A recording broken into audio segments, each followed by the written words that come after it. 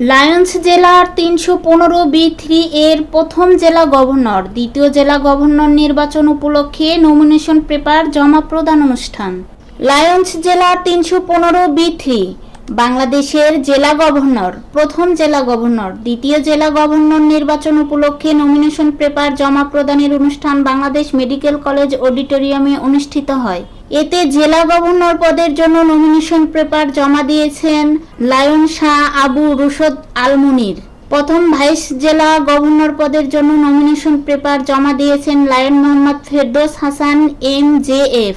দ্বিতীয় ভাইস জেলা গভর্নর পদের জন্য নমিনেশন পেপার জমা দিয়েছেন Lion Mohammad Jahangir Alam, Lion Jamal Uddin Ahmed, Lion Mohammad Abdul Hai MJF, Lion doctor Delwar Hossain Raja MJF, Lion Mahbub Alam, Lion SM Shafiullah এছাড়া আরও অন্যান্যরা।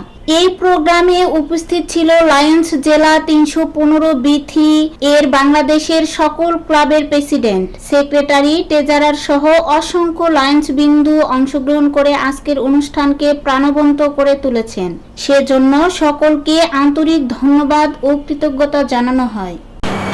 এটা নমিনেশন পেপার জমা দেওয়ার শেষ সময় সন্ধ্যা 8টায়।